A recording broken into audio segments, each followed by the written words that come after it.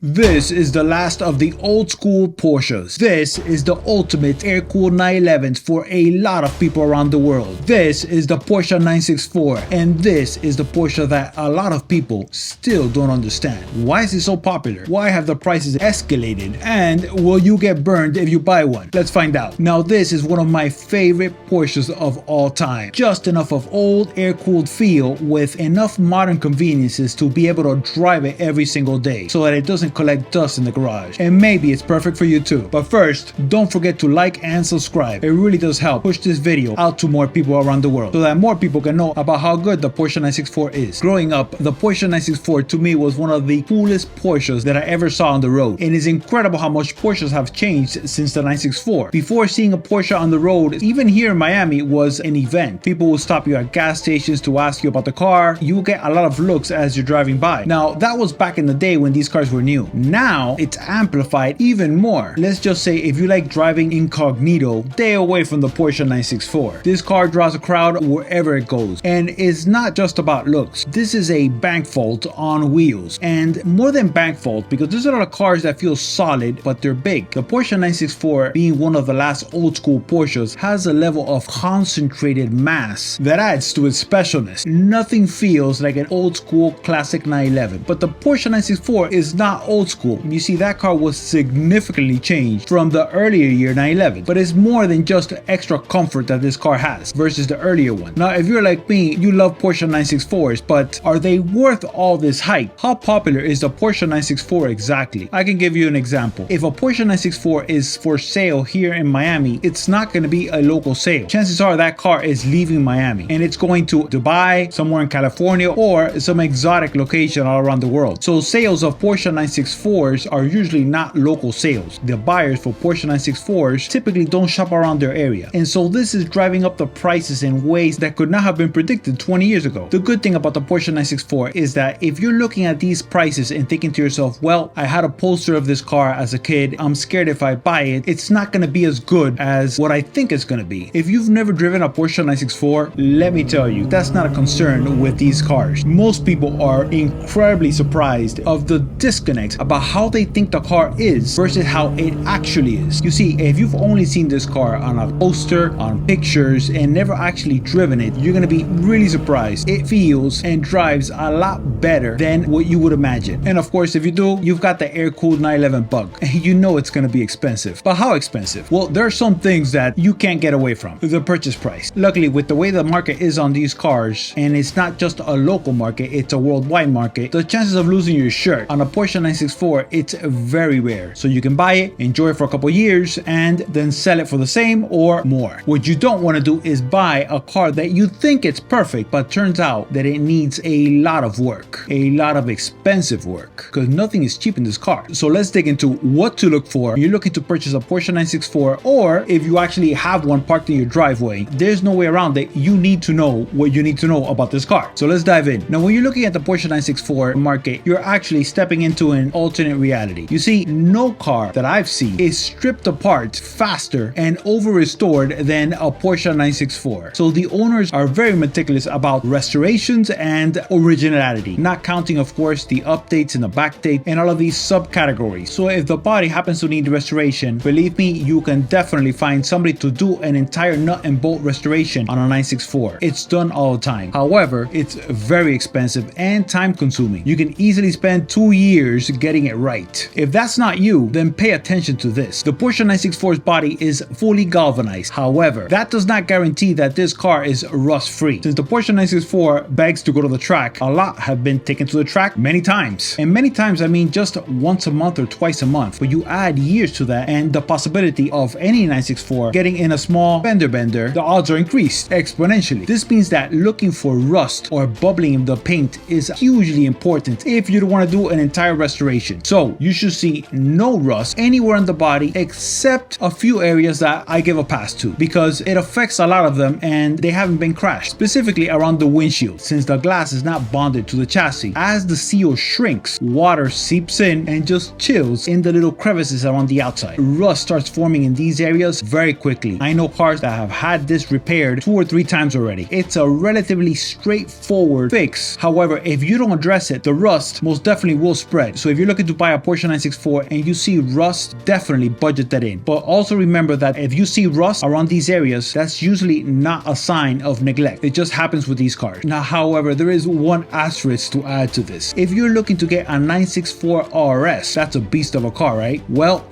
that car is special, not just in the way that it drives or that the body is seam welded. No, the rust proofing was almost completely eliminated from the factory. So these are far more likely to rust if you don't baby them. And what I mean baby as in garage, drive, right back to garage. So much so that Porsche cut down the corrosion warranty from 10 years down to 3 years on the RS models. They obviously know something that you should also. Be very careful with the RSs, check them extra well, and if you're fortunate enough to have one of these beautiful cars parked in your home, don't even park it on wet grass for an extended amount of time. The wet grass is not good. On to the next point. A lot of these cars live parked. Now you think to yourself, how can anybody enjoy a parked car? Well, let me tell you that I do. Just looking at a parked car for me is enjoyable. So these are not abandoned cars. It's just cars that are not as driven as much. And what happens when you don't really drive a Porsche 964? I will say specifically anything over 24 months, the brake calipers start seizing up with the quickness. And again, this is not a sign of neglect. This is just a sign of non-use. And if there's moisture in the air, the calipers can seize up so much that they will need a full rebuild. I wouldn't hold this against any car because it's been parked. However, you've got to budget that in. The calipers are aluminum. The stainless steel thrust plates collect dust and road salt or air salt, and that can lead to some serious corrosion that you don't immediately see 2-3 months after you've driven the car. It takes a couple months for this to really start seizing up the calipers. From my experience, 24 months a car parked here in Miami, I'm pulling wheels. Check the brakes because the brakes seizing is one of the biggest things that happens with these cars that are purchased and not really driven that much. The suspension, on the other hand, they last a long time. 100,000 miles and you still won't get clicks or clunks in this suspension. So that's a lot easier to diagnose. A dragging brake caliper is to be expected. I wouldn't hold it against the car, I would just budget it in. On to the next point. When you're looking to buy any Porsche 964, the most common advice that you usually hear is check the record. And I agree with this. I like to see a stack of records going all the way back to when the car first came out of the dealership. However, the records on the 964s might not be 100% accurate. What do I mean? The speedometer gauge pulls right out. And so, yeah, I'm not going so much for the miles. I mean, you can, and it's good as far as the history and the value of the car. You know, you've got your Carfax, you've got all of that. And so you're going to have a natural progression of miles. Like, for example, I've seen many cars with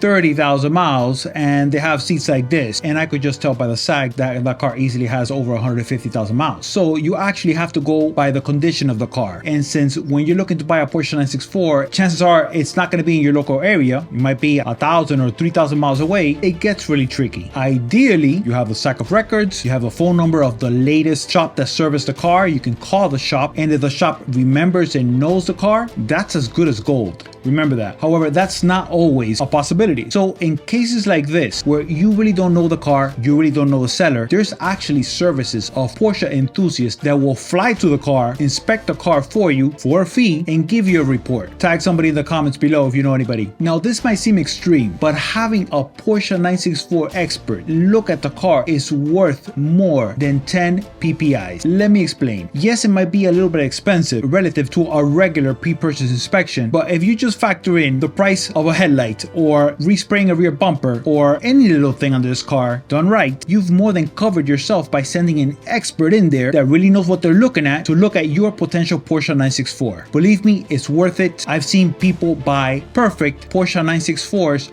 only to have them delivered back to their home and the project start. Don't do that. Get informed, or find somebody that really knows Porsche 964s and have them inspect the car for you. The records are nice, however, they're not the end all and be all by a huge stretch. On to the next point. Engines. The Porsche 964's 3.6 liter air-cooled flat 6 is an unbelievable symphony of sound. Now, if you're really picky about sound, this car is like the full meal, especially with exhaust.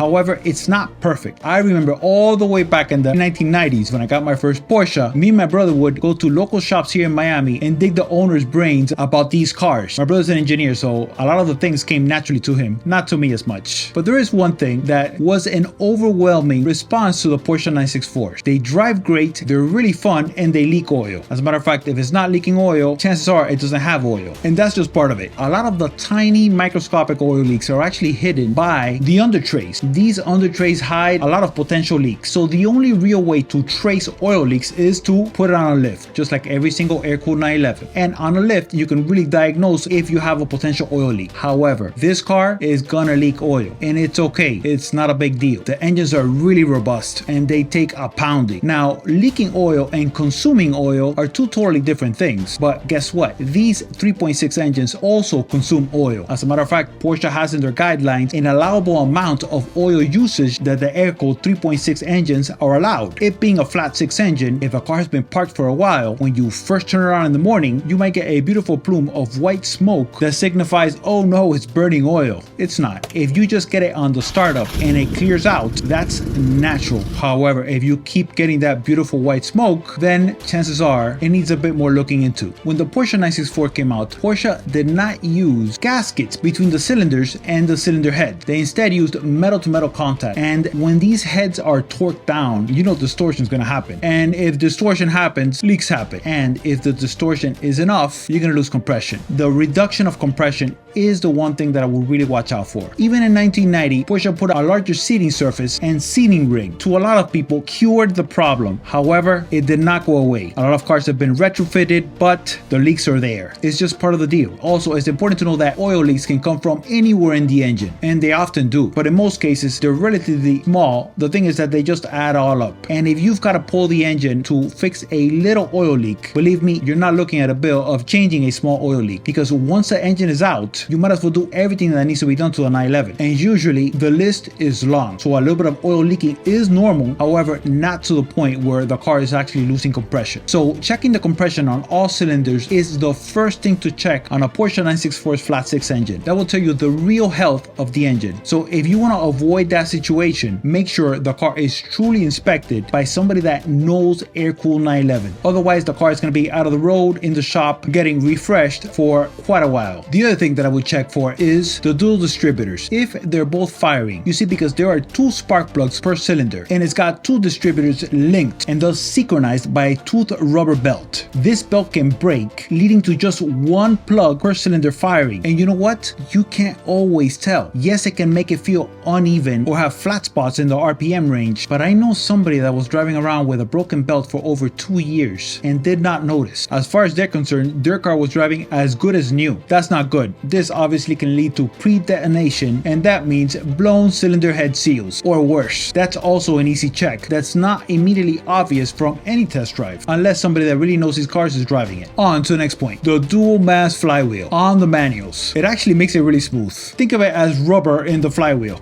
And that's exactly what it is. So this time in Porsche's history, Porsche was trying to make their cars smoother and quieter. As a matter of fact, that's one of the reasons that the 996 came out. The CEO at the time thought that nobody was going to pay more money for cars that were really loud and not as refined. So in this quest to really refine the Porsche 964s, they added this dual mass flywheel with a rubber dampener. And like anything rubber, it first starts getting hard, it starts cracking, and then ironically, after not much abuse, you actually have a car that's clunking far more than a car that just had a normal flywheel. If you got to change the flywheel, you can't do it with the engine inside. So that means that if you can't do it yourself, you've got to pay for the labor to go ahead and drop the engine to change out the clutch and flywheel. A lot of people go with the lightweight RS flywheels, which I personally like, because it makes the engine rev a lot faster, in a way a lot smoother as you're accelerating through the gears, but not smooth as in heavy smooth. I mean smooth as in eager smoothness, and that's what the lightweight flywheel gives you. The engine feels stronger, and to me, the engine feels like it's picked up an easy 30-40 horsepower. Feel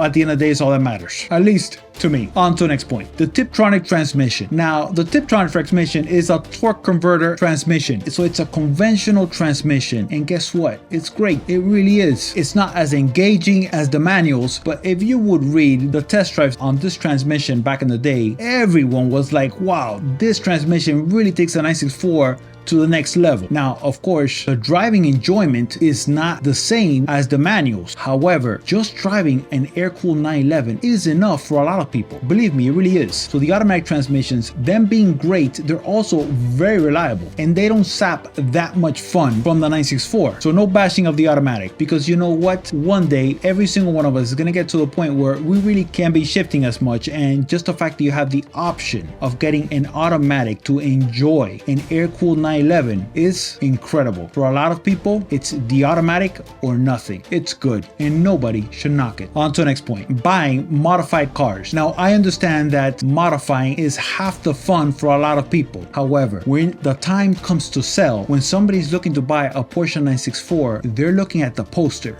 This is what they have in their brain right here. This is it. Anything that deviates from this, the value, you know, I don't want to say the value because there's always a buyer for the car. Let's just say the pool of buyers is far less, because you could have a really cool car, but it might be cool to some people, but not other people. So this is something that most people that have owned many Porsches know, that whenever you even change the radio from the original Porsche unit, when you do that, you'll get better sound, better everything. However, when the time comes to sell, the buyer's not thinking, wow, great music. The buyer is thinking, what happened to the wiring? What's going on inside there? Thinking about the liability, of course. So if you're looking to sell, original is 100 times better than modified. If you're looking to buy, remember that what I'm saying here is obvious to a lot of people, and you're always going to pay a premium for originality. However, a lot of cars look original, but they're not. They were modified, brought back to original, and modified yet again. This means that you really need to have an expert take a look at the car, because it might look beautiful in pictures. However, in person, you can tell it's been fooled around with, and only the eye of somebody that obsesses over these cars can really tell in 10 seconds. So if you can find somebody that really knows these cars to take a look at them to see if they're really original, that's worth its price in gold. On to the next one. If you live in hot places like Miami, all you really care about is the AC gonna cool? Are you gonna be sweating your butts off? Or are you actually gonna be able to drive it and not arrive drenched? One of the great things about Porsche 964s is that those are actually the ones that you see in Miami, because it's hot and the air conditioner works. You rarely see any air-cooled 911s here in Miami unless they're 964 and up. And the main reason is AC. AC down here is like it's like life support, especially when it gets really hot in traffic when there is no breeze. So to get the benefit of the 964's completely revised HVAC system, it needs to be R12. If you follow advice from magazines like this and go with the R134, it's just not going to cool as good. Specifically the cool down time. You're going to be in there sweating until it starts cooling down little by little, and you're just going to be like, this is not good. This revised AC systems in the 964 was designed to run R12, not R134. The cooling is going to go way down, and this is super important, not just for hot weather, because the compressor should also be on when you're turning on the heater, because the compressor dries the air inside the cabin. So whenever you see conversion kits that say, oh, this kit converts your R12 to 134, all that is just a little cap so you could put the new gas in. Nothing's been converted. It's a R12 system. So if you want to have a good time with your 964, take it on road trips for thousands of miles and arrive in comfort as it was designed to do in the 964, R12, it's where it's at. You can still buy it. The only thing with the R12 is that they just don't make it anymore. But guess what? They made so much of it that it's still available to purchase. On to the next one. So the Porsche 964 being a really emotional car, if you're going into it clear-headed and knowing exactly what you're getting, you ensure that your emotions with this car is 100% positive. As a matter of fact, it might be the one car that you really want to keep forever. However, on the flip side, if you have a bad experience because you didn't do your due diligence and had a solid pre-purchase inspection, it can turn sour really quickly. And from what I've seen, most of the bad experiences that people have with Porsche 964s are from people that have gotten cars that have been neglected, that have years of deferred maintenance, and they think it's going to be perfect. It's not. It's gonna have issues. This was an expensive car when it was new, and it's even more expensive now. But the good thing is that whatever you spend on most air-cooled 911s, usually when the time comes to sell, you're able to get your money back if you do sell, because usually when people buy a Porsche 964, it's the one they keep, because there are few cars that are better in the driveway than in the poster, and the Porsche 964 is definitely one of them. That's the Porsche 964.